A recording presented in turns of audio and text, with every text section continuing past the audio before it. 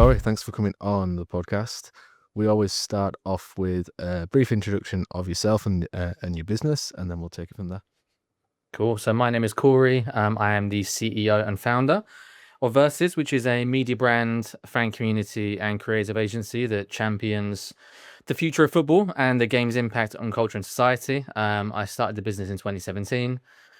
Prior to that, I was working in journalism and content creation, alongside culture lines, really, operating in spaces that were adjacent to music, fashion, and sport. But 2017 time, I recognized quite a big gap in terms of how football was changing. And Versus was the brand that I designed to fill that gap from a content and audience point of view.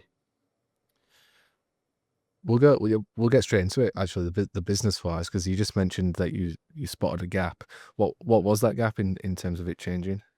Yeah, for sure. So already mentioned my sort of backstory was working in journalism. If I'd strip it way back to when I was like 16, 17, myself and my colleague Lewis started a student magazine independently called SQ, which was print magazine, online platform that was distributed to every like major college, school, and university in Sussex. I'm from East Sussex, so we created that magazine as a means with which to fill a gap that we thought existed where young people didn't have experience or access to the creative industries, essentially. So I did that when I was 16, ran that for like 4 or 5 years all the way through uni. Did it in 10 print issues. It was like the biggest DIY effort you can imagine.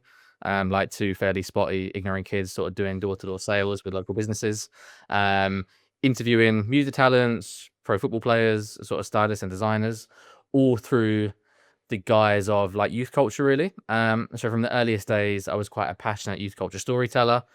Did SQ for like approximately, how many years would that have been? 6, 7 years. Won a Guardian Student Media Award in my final year of uni. Is like a testament to how, I suppose, impactful that project was, which gave me a pretty decent CV when I finished uni, to be fair. I joined Complex UK once I finished uni, which was the first international expansion of Complex, which is a mega US-based men's lifestyle title looking at music, style, sneakers, sport, and entertainment. My job there when I arrived in that building was to look at sports primarily. Like growing up, I thought I knew hip hop, I thought I knew streetwear, I thought I knew politics and activism. Suddenly, when you're in a room where you're actually alongside professionals in those spaces, you realize actually I don't know very much. What I did know is football, so I very quickly found it a bit of a niche for myself as like the main football journalist, reporter, social media content fodder creator guy in that building, and had a lot of success doing that. Now, because I was working at Complex, which was a US-based lifestyle title, my job at Complex wasn't just to do match reports on Arsenal versus United. It wasn't just talk about who was England manager, Roy Hodgson. Wasn't to talk about Roy Hodgson's squad selections. It was to look at how football was impacting culture, really, in the way that in the US, the NBA and the NFL always has. Now, this was at a time when Hector Bellerin was starting to walk for Louis Vuitton at Fashion Weeks. It was when Paul Pogba joined Manchester United and did like a massive video with Stormzy. It was when Drake was having his photo taken with every Premier League captain under the sun backstage at his UK tour and European tour at the time. So football was becoming far more culturally fluid. But I felt outside of Complex, which had a bit of a glass ceiling on it based on the fact that I was a fairly junior employee. They were a US-based title. We didn't really understand football or care about European soccer culture too much. There was a glass ceiling there, but I also didn't see much of a space outside of our building where brands and publishers were sort of engaging with this quite exciting new cultural space. I think at the time, media was carved along very traditional lines in that football publishers, whether it was 442, Soccer Bible, Mundial, all the way through to like things like Football Focus on the BBC and sort of Sunday Supplement, looked at football purely as like an on-pitch product. On the other side of the fence, music product, music press, whether it was Grind Daily, Link Up TV, all the way through to things like Kerrang and NME, only really looked at music, didn't really look at football. And then in fashion circles, Hypebeast, Tyson Abiati was still sort of caught up in the idea that football players weren't fashion influencers and clubs weren't lifestyle brands. I saw all that changing firsthand, but there wasn't a platform that sort of embodied that change. So we spun Versus off in 2017 as like an independent publisher, started to cover those talking points and subjects in greater detail, essentially looking at how football is the biggest force in culture and society. Grew an audience over a couple of years, and then in 2019, 2020 time, made our first sort of full-time commercial hire. And from that point, the business sort of grew and grew, really. It took about 3 years for us to really work out what we were and what our editorial tone of voice was.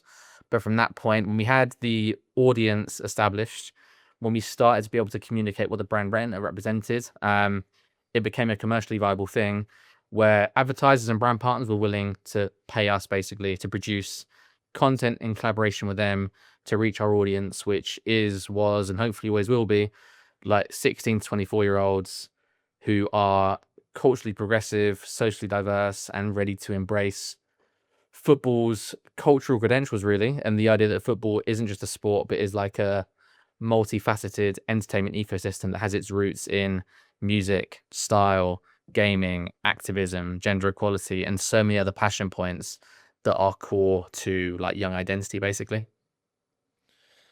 Yeah, it's interesting. Then when you talking about all that stuff, then loads of things going through my mind of like I probably didn't realize that there was such a big shift culture wise for like footballers. Then you start thinking back to like the first people that did it, in like Michael Jordan is the first person that was like a brand, if you like. And then you probably got, or is it got Michael Jordan and Kobe Bryant in the basketball thing, but there was never, especially in the early days of like the Premier League, there was definitely no superstars. You had probably Alan Shearer, who was just a superstar for There scoring you lots of go. goals. So for me, like the ironic thing, so Shearer is my childhood hero. Like I'm a Right. Newcastle fan. Um, I love football because of him as like a Yeah. kid, basically. And still hold him in like a pantheon of all-time greats in my mind. But when you look at the level of impact he had on the wider world, despite being like the world records transfer holder, Yeah. despite being the Premier League's all-time goal scorer, but despite being a national team captain, like the footprint he had compared to someone like Vini Jr. now, for example, or Mbappe now. And it might sound silly, Shearer was on the same pedestal those players were on pitch at his Yeah. time, but the impact he had in society and culture is like just a complete fraction of what the likes of Mbappe, Vinicius, Jude have right now, and that sort of showcases, I think, the change that we foresaw coming, but also just shows how powerful football is as a force right now. I think like we have like a sort of a theory internally where we had like football 1.0, which was something like, let's say, the 1900s to the 1960s.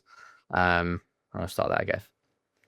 So we have a thing internally where we sort of like timeline the changes in football over time.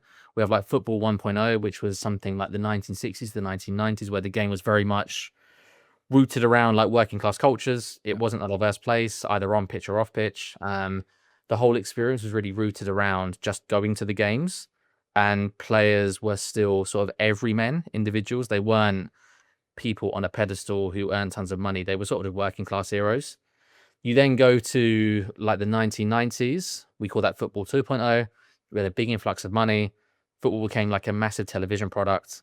You did have players like Paul Gascoigne, David Beckham, who did become sort of cultural figures in their own right. However, it was mostly at the vilification of press sometimes, and the attention and scrutiny that players got were as like newfound celebrities with lots of money that didn't necessarily deserve to be there in the eyes of the press and some fans. And what happened was, although the game was far more colorful, far more vivid, and far more omnipresent, the fact that there was such an influx of money meant that fans become quite distant from players in that time, and players sort of retreated from public spaces. You then fast forward to football 3.0, which we classify as like 2016 onwards, is sort of where we are now and what Versus represents. Like comparatively, the game isn't just about broadcast, it's about always on social. So we've gone from only being in stadiums to only really being on TV to now being in stadiums, on TV, on social at all times, with all players sort of visible and present. You have like genuine diversity on the pitch in terms of the people that play the game, and like the progress of women's football is like testament to that. It's a space that isn't perfect, but feels far more representative of what sort of like a meritocratic, diverse society should look and feel like. And then what social media has meant is that players have become far more regular and comfortable with expressing their self-interest and their passions off pitch. You look at Jules Koundé at Barcelona, like the most stylish, fashionable man in football. You look at Marcus Rashford recently, a few years ago, with his sort of government campaigns. Players have become far more expressive, which has actually brought them closer to fans again. Um, Fans don't see them as sort of personalityless athletes who only care about the on-pitch results, but they actually are like cultural influencers and cultural megastars in their own right who are sort of lightning rods for change and influence that exists way more off pitch. And that is a space within which Versus exists in. Is documenting that change and championing the way that football is always on, more diverse than ever, and has like a set of players, clubs, and fans who are genuinely taking the game to like newfound spaces, both within fashion and music, but also, as I mentioned, within diversity, anti-racism movements, gender equality conversations, sustainability. Yeah, what football can be is far more bigger than it was, I think, in years gone by. Definitely. Yeah. And we could probably talk about the history of the Premier League for a full hour. We'll we'll get we'll get moving into like the business then. Early days of the business, you set it up, what, 2017. What are the first are you still working at this point? Are you working other jobs, or are you all in on the business? And what is the model for that to start with? How are you getting revenue in? Yeah, it's a great question. So, how deep do I go on that?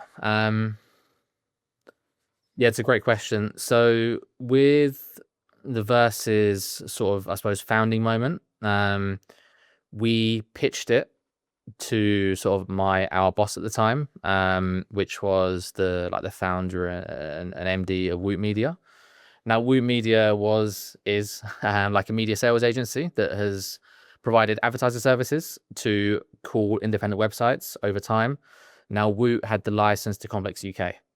So I worked for Woot while I was working on Complex, which, because it was a franchise, and because Complex UK was a franchise, that brought with it a whole level of complications around the level of investment and care that Complex US would give to Complex UK, which sort of led to my feeling that there was a glass ceiling on what I was doing slightly. So I pitched Versus as an idea to the founder of Woot. We then sort of span it off and like incubated it basically for a few years, where I was spending 2, 3, 4 hours on it a week, maybe. It was very much like a sideline project. And Complex UK, because that was the thing that paid the bills essentially for Woot Media, was my primary focus, and Versus was something that we sort of grew in the background. So it didn't receive the attention that it needed to be honest, for about 2 years, which I think is why those first couple of years of growth were so slow, in that really, to grow a media brand, especially at that time, you need to be throwing as much content out into the ecosystem as often as possible, make it as low hanging fruit as possible. Like, the old adage of BuzzFeed and Sport Bible, building brands off of like cat videos or sort of own goal compilations, sort of true at that time. We were never really that brand. We tried to prioritize sort of premium storytelling, powered by athletes, elevated essays and cultural perspectives. We weren't doing what I would say was like viral content. And when you're not doing viral content, but you're also not doing it that often, it can take a long time for an audience to build, which is a business challenge in media. What it does mean is, if you play the long game and do it right and do it slow, the people that come with you on that journey, like really fall in love with the brand, because it's clear that you have like a solid ethos from like a creative and content perspective that most other brands in media didn't have in 2016, 2017, or even like 2025 right now. So that was the start. Was very slow build. I think by the time we'd done it for 2 years or so, I was sort of banging at the door of like my boss at the time to sort of say, look, we need to go in on this more. Like, there's clearly something here. We'd maybe done a couple of like semi-sensible like commercial partnerships, like values of £15,000, £30,000, stuff that isn't to be sniffed at, but also isn't enough to sort of make the business fully self-sufficient of its own right. But we were saying there's clearly something here with enough time and investment. I think we can make this work. So what we agreed to do was, in 2019, make our first commercial hire, Johnny, who came on board just as our first salesperson. Now, at that time, he was the only person whose remit was to work on Versus full time. At that time, I was still working on Complex, mostly servicing that, but still dipping into Versus work on the side. Um, Johnny arrived, had like decent cut through with brands at the start. It was really hard because our audience numbers were still small in comparison to sort of like our competitors. But he had decent headway. We sort of did a fairly decent project with Umbro at the start of 2020, which again gave us further evidence that this approach we were taking was working and we could really go all in on it. Now that was at the start of 2020. What happened probably a month or two later was COVID. And that completely sort of changed the momentum of what we thought we had at the time. Ultimately for the better, to be honest. And that what we did was we quickly realized that this was like an existential threat to our very fragile business. We didn't know how long the world would shut down for. We didn't know how advertiser services would be impacted. We also, as a football brand, didn't know how long football would be gone for. I think the day we're recording this, it's, I think, 5 years to the day since the last match happened pre-COVID, which was like Liverpool, Atletico Madrid in the Champions League. That was the last games we played. So right now we were thinking, okay, we just don't know whether we can create content even for the next 5 months. How do we exist in a world where there's no football? So we went on furlough to essentially just sort of like save ourselves for the time being. But what that led to was us going under quite a long, not long, quite an intense period of soul searching where we really sort of wrestled with what Versus could be as a media brand, what it meant to people, what it meant to us, and where we felt we could have the most value from like a storytelling perspective. And I think what was really nice for us was that when we went on furlough, we sort of publicly announced that. We sort of did a statement on Instagram, a statement on LinkedIn, statement on Twitter saying, just so you know, world's in a pretty fucked up place right now. We're taking some time away. We'll come back stronger. Hopefully see you soon.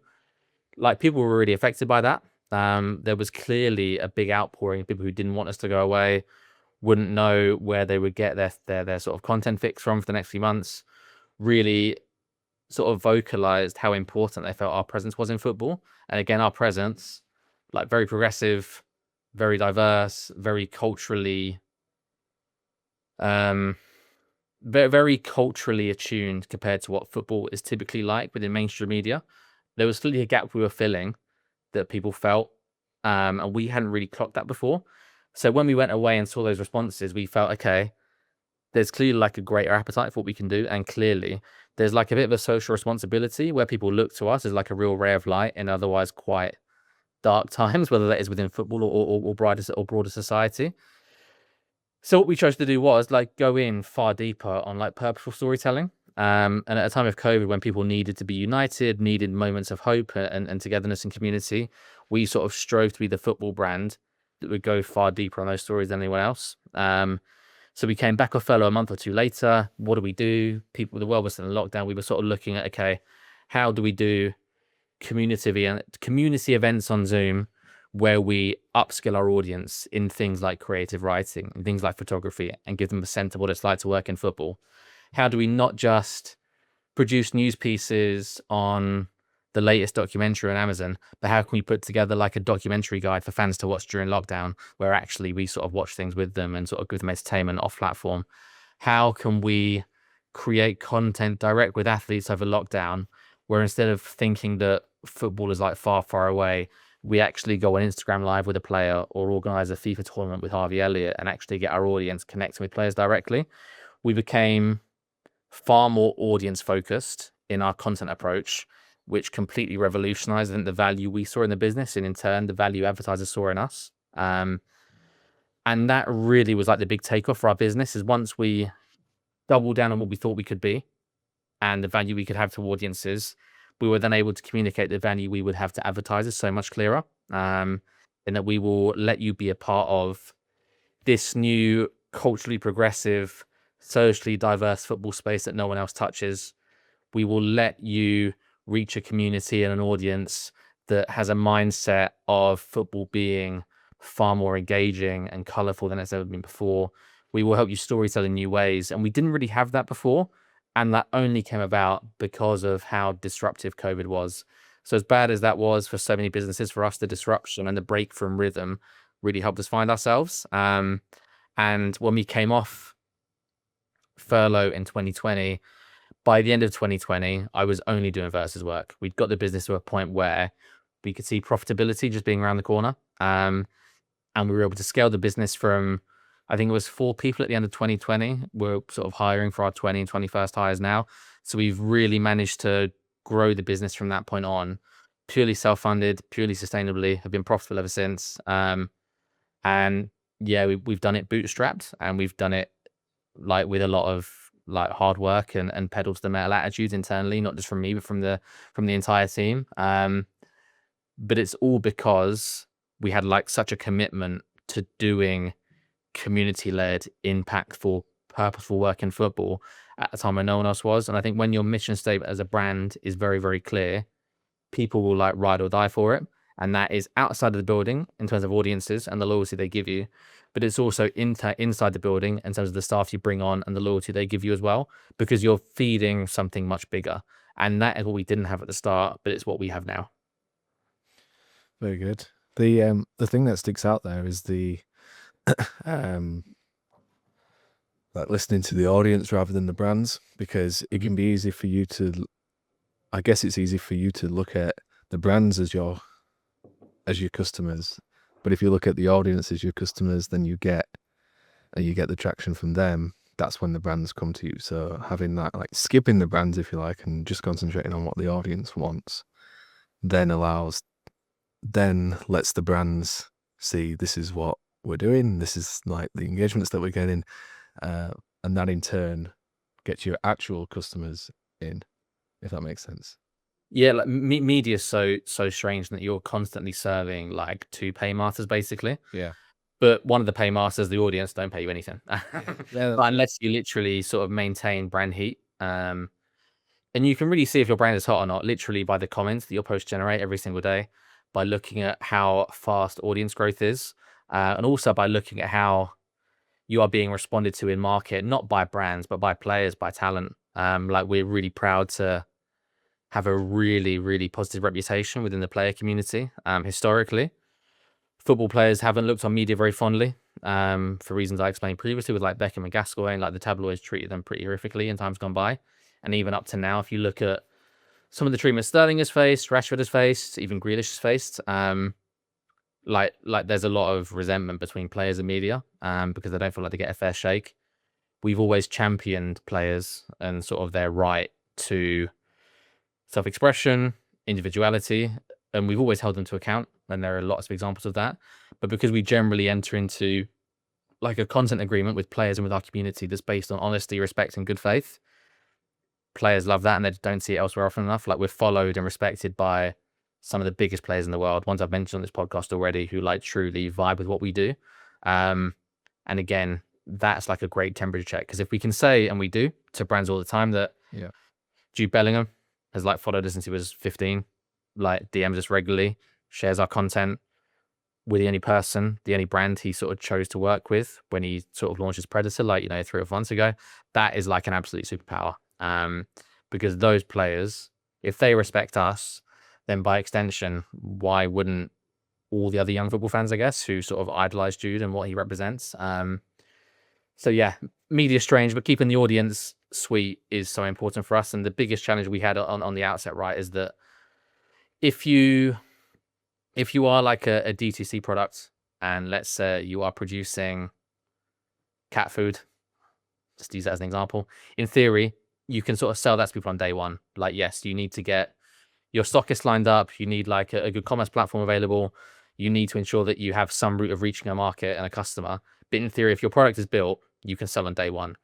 With media, you build a product, you build a team, you start creating content, but you literally start with your follower count being 0. And the real product is your audience. And that takes years and years and years to build. The product for Versus isn't actually the content we produce. The product is the audience, as you said. And within media, when we launched, but within now, building an audience is harder than ever. And you only do it through like a laser sharp focus to what good content is, and also what your brand really stands and represents. Because there are so many digital media brands that are probably meme pages above and beyond anything else, but there are very few like principled, old school, like magazine lifestyle media brands in 2025. And Versus is much closer to that than others. And that's what's led us to build an audience over so long, is the ability to be really clear about what our ethos is, what our brand values are, and why we should exist in market and within the world. Then we built the audience, and then we can finally start selling. But yeah, media is so hard because it's all based on how much audience you have ultimately, in addition to how cool your brand is.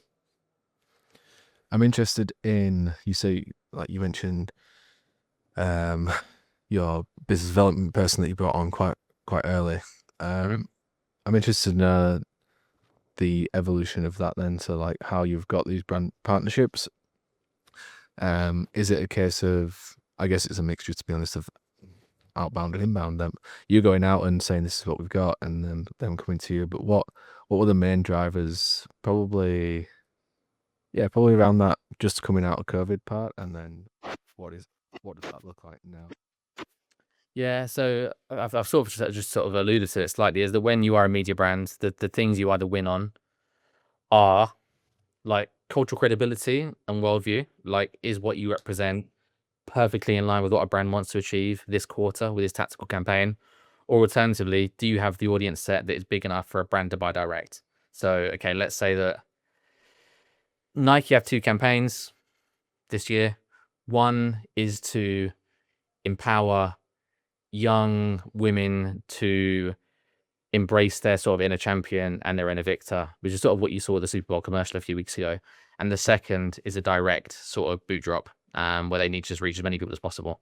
Yeah. Now, campaign one versus in 2021 was started to be a really good fit for that type of campaign because we were building an audience profile and like a brand story and a brand sell that very much tied into like cultural change, empowering audiences, and wanting to make the world more diverse and equal.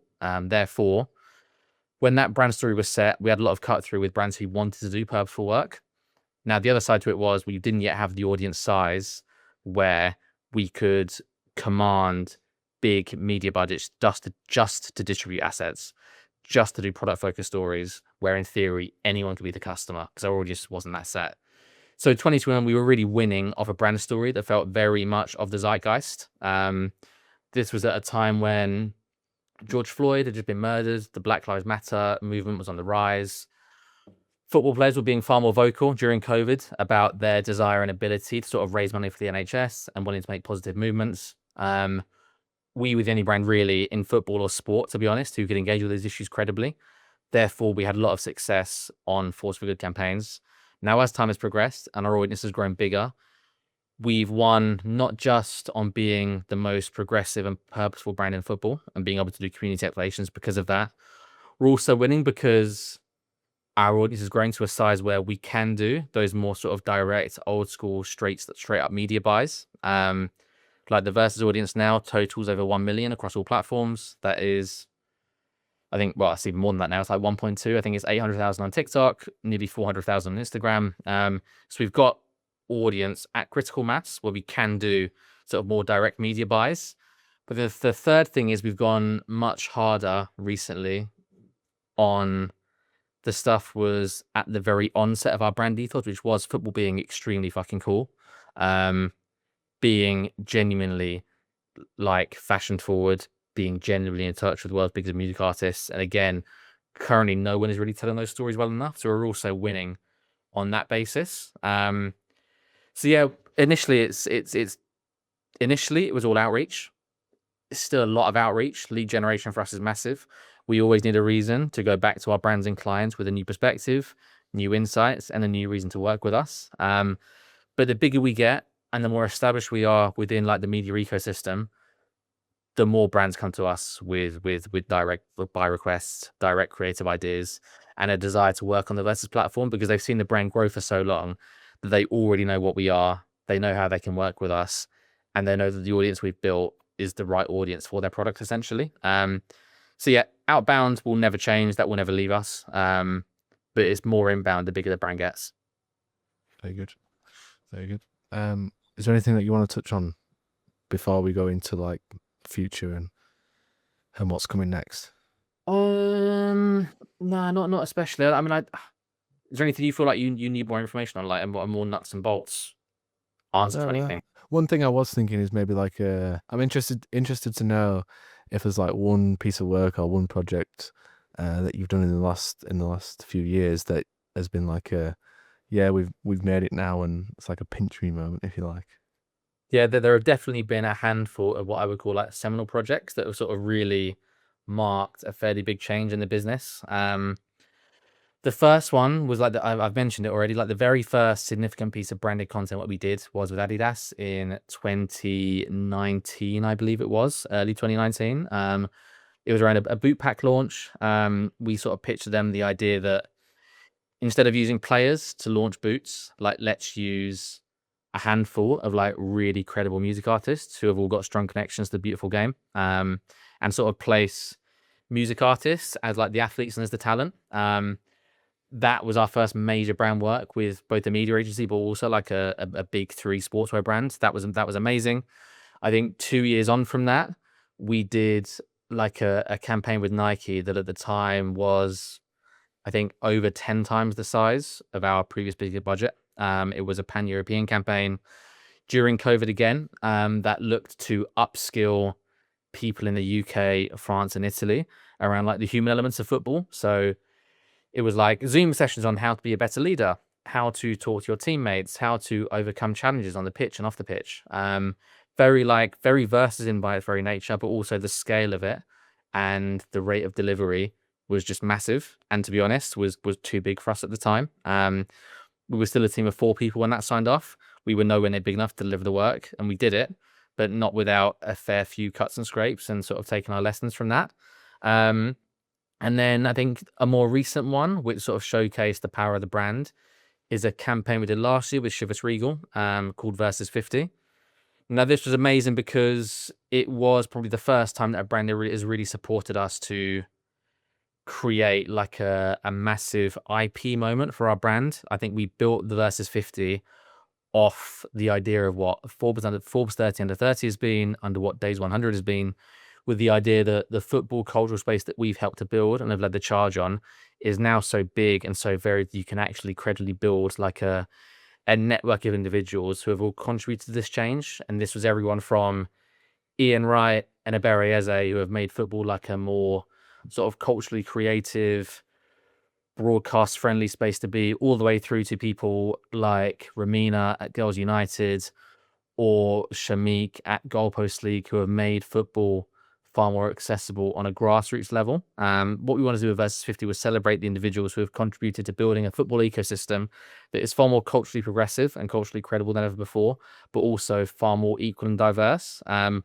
I don't think that project would have been possible 10 years ago because this space just didn't exist on the same scale. And yeah, that was, again, it was very major budget, but it also was just felt like us putting our sort of flag down within wider culture and saying this is what we stand for. And the space is now so big that this isn't just a cottage industry, but it is what football looks like en masse. And yeah, I think it sets the scene for what the future of the game can be, in that there is now so many people making so much change that there's no turning back really. And we will always be at the forefront of that change based on the fact that, hey, we sort of got here first and we helped to build it. You mentioned the future of the game. Let's go into like the future of, take it wherever you want, business, industry, sport as a whole. Like, where do you see things going? Obviously, this culture change has been like in the last, well, yeah, definitely less than 10 years. So it's been quite a fast moving change. Where does it go next? Yeah, I think that football is still like the most energetic and sort of diverse space in youth culture right now, and I don't see that changing. Um, like on the professional front, there's no doubt that you will continue to see the game become far more intertwined with fashion and music and like core youth culture passion points. Like even if you look towards next year at the World Cup in 2026, I think the US will do things very, very differently to any World Cup before, and it will be far more rooted in sport as entertainment rather than sport as competition. They announced last week they were going to do like the first ever World Cup final halftime show. Opinion on how that will go is like incredibly split, even among our audience, who I think are more at the future facing end of the game, and as we want to see new stuff that hasn't quite got universal approval yet. And I think beyond that, you're looking at sort of someone like Arsenal, for example, in the fashion space. Like Arsenal are doing so many sick collaborations at the minute that you wouldn't have expected the football club to do a few years ago. I think you're going to see their rate of change accelerate and increase. But the quicker it increases, the more tension you'll probably see to that. I think that when things move really fast, as football has, like things do tend to break a little bit. Um, and I'm not sure that everyone in football, especially the fans who maybe are like 30 plus, are quite ready to see all the changes to football that we sort of champion and engender. So that'll be interesting to watch. And the US is a massive thing for the sport as a whole, but also us as a brand. And then beyond that, the idea of football being entertainment, I think, is really going to take hold, and the professional game will probably have less importance than ever before. Not just because it's the players off pitch sort of escapades that make the most noise and drive the most fan love, but it is things like Baller League that launches in the next few weeks. It is things like the Sidemen charity game that we just saw at Wembley this past weekend. I am time stamping this. Mhm. Ever so sorry about that. But yeah, you look at things that are happening right now that aren't reliant on pro player talent, but are more reliant on culture talent. Yet, however, those are the things that sort of dominate the cultural zeitgeist. I think I saw a post on LinkedIn this week from Jordan, who manages Sidemen. I think the clip of Speed beating a man, then assisting for Kai Cenat to sort of score the goal, I think that's like the most viewed clip ever on Adidas Football's TikTok. Beating obviously campaigns that have had Paul Pogba, Jude Bellingham, Gareth Bale, Lionel Messi. Like the power balance is shifting to a world where content creators and influencers have every bit as much power as like pro athletes, even within the football pitch. And I think that is something that we'll have to wrestle with and grapple with, is how does football look when young audiences are no longer most motivated, still motivated, but not most motivated by what happens at the Champions League final, but they're actually most motivated by what Baller League looks like or what Sidemen looks like, and how essentially the misfitsification of football, I'm a big boxing fan, like misfits has changed boxing, how that idea of like being like content creator or influencer first changes football as like an entertainment product. Yeah, and obviously that is a space where we have a lot of room for growth, really, I think, because we do reach that audience already. We are passionate about change in a way that most football brands typically aren't.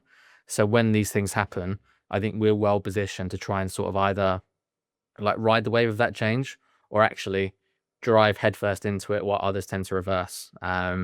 So yeah, the change that football is going through is sort of music to our businesses' ears, I guess, because we will be the ones that always try and guide brands, clients and partners and audiences to an extent through those fairly choppy waters. Yeah, and it's funny that you mentioned the boxing stuff. When you were talking, then that's what was going through my head. It's like it's just what's happening, what's happened with the boxing. Nobody like you're not watching Misfits boxing for the quality of it because it's shocking. The horse, yeah, and Well, we had that's the same with like I don't really keep up with like the Sidemen stuff. I used to watch it years ago, but um like that Kai Cenat's finish is absolutely horrendous, and it's yeah, like You, most you, watch. you've probably seen the clip that I mentioned, right? Like it's a Yeah, slow-mo one or rolls off his shin, yeah, flicks it with the end of his boot. Like it's the most technically horrific thing you'd ever hope to see. yeah, But almost like people don't care. yeah, Like it's just the energy and expression and the positivity that stuff brings that I think audiences really care about now. Like again, we are a brand that isn't afraid to go into political spaces, social activist spaces, and we sort of do it like with a full heart. But there's no denying that like the world is quite a dark place and can be quite difficult. You look at like the war and conflicts in different continents right now. You look at the pressure to make changes on sustainability. You look at, I suppose, the lack of like political light and guidance that you see in like the US and the UK. Like the world is quite dark and heavy. And the more silly shit that young people see, I think the more important it is to sort of find that route of escapism. And that is kind of what I think Baller League, the Sidemen FC games can kind of do for young audiences, is actually take them out of quite serious space and just give them a reason to laugh and smile. And football has been extremely serious for a long time. Like you see that in the UK, especially if you look at the CBS Galazzo coverage that they do in the US for Champions League nights with Thierry Henry, Micah Richards, and Kate Abdo, versus like the Sky Sports coverage in the UK of a Premier League on a weekend. They're so poles apart. One is very joyous, full of laughter, full of smiles. The other is full of like sort of condemnation and talking about Ruben Amorim's team choices that week and Jim Ratcliffe's desire to sort of gut United to its core. Like, they're very different, both necessary, but both very different. I think younger fans just have such a preference for like fun content. And I'm not like I'm not a sideman person either. Never been to one of the games, watch highlights and wouldn't care to watch a 90-minute stream of that.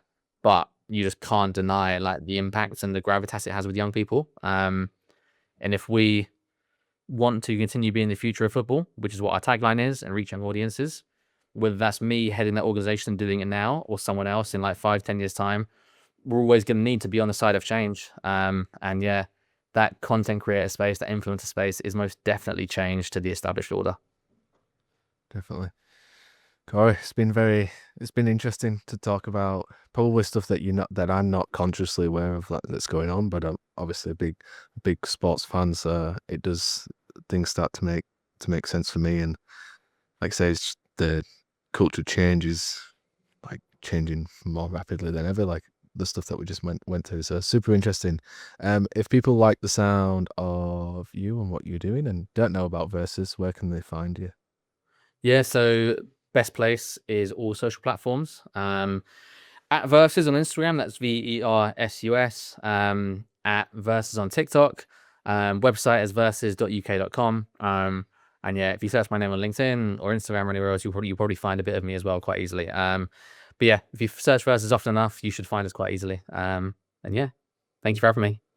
Perfect. Yeah, thanks for coming on, Corey. We'll definitely do it again in a year's time or so. Nice one. Thanks, Tom.